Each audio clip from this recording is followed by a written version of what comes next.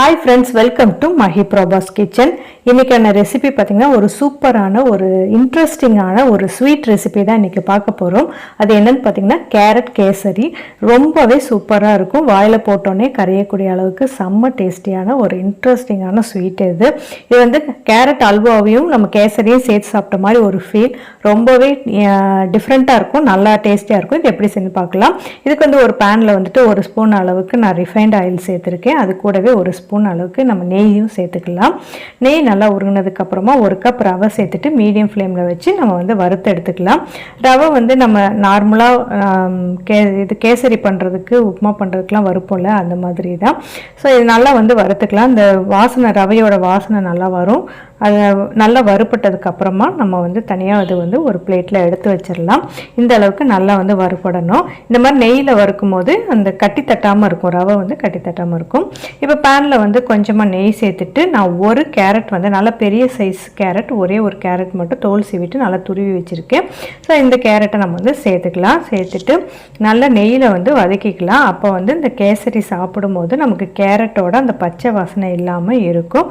அதோட ஈரத்தன்மையில் போகிற அளவுக்கு நல்லா வந்து மீடியம் ஃப்ளேமில் வச்சுட்டு கைவிடாமல் நல்லா வதக்கி எடுத்துக்கலாம்.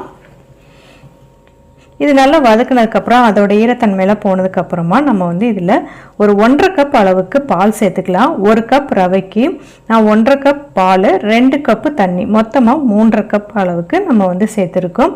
2 கப் தண்ணி, 1.5 கப் பால். ஸோ இதுதான் இதோட மெஷர்மெண்ட்டு.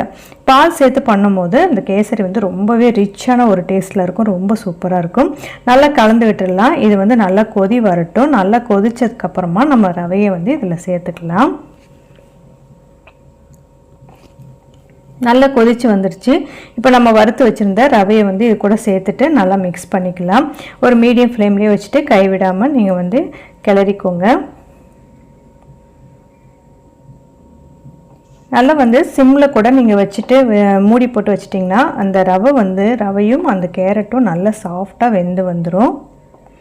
உங்களுக்கு வந்து கலர் சேர்க்க வேண்டாம்னா இதோட நேச்சுரல் கலர்லேயே நீங்கள் வந்து அப்படியே விட்டுடலாம். இது வந்து அந்த கேரட்டோட கலர்லேயே ரொம்பவே நல்லாயிருக்கும். கலர் வந்து நமக்கு இதுக்கு சேர்க்க தேவையில்லை, அந்த நேச்சுரலான ஒரு கலரோடையே அது நல்லாயிருக்கும்.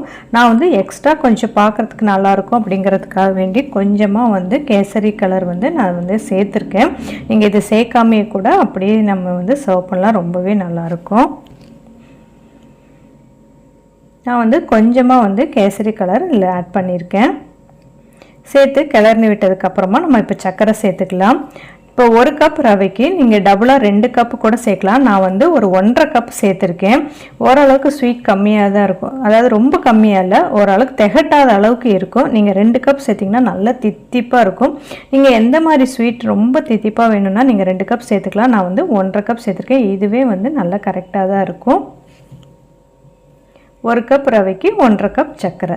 நம்ம கேரட்டும் சேர்த்துருக்கனால கண்டிப்பாக வந்து நம்ம 1.5 கப் நம்ம வந்து சேர்த்துக்கலாம். இது வந்து கரெக்டான ஸ்வீட்டாக இருக்கும். உங்களுக்கு டேஸ்ட் பண்ணி பார்த்துட்டு நீங்கள் வந்து உங்களுக்கு கூட இன்னும் கொஞ்சம் வேணும்னா நீங்கள் அட்ஜஸ்ட் பண்ணி நீங்கள் சேர்த்துக்கலாம், உங்களோட விருப்பத்துக்கு ஏற்ற மாதிரி. சர்க்கரை சேர்த்தவுடனே நல்லா வந்து மெல்ட் ஆகிட்டு உங்களுக்கு வந்து நல்லா இந்த மாதிரி வந்துடும். கொஞ்சம் நேரம் நம்ம வந்து ஸ்டவ்வில் வச்சு கிளறி விட்டோம்னா கொஞ்சம் திக்னஸ் வந்துடும். இப்போ வந்து நம்ம வந்து ஏலக்காய் பொடி கொஞ்சம் சேர்த்துக்கலாம், நல்லா வாசனையாக இருக்கும். இது கூடவே ஒரு 2 ஸ்பூன் அளவுக்கு நம்ம நெய்யும் சேர்த்துக்கலாம்.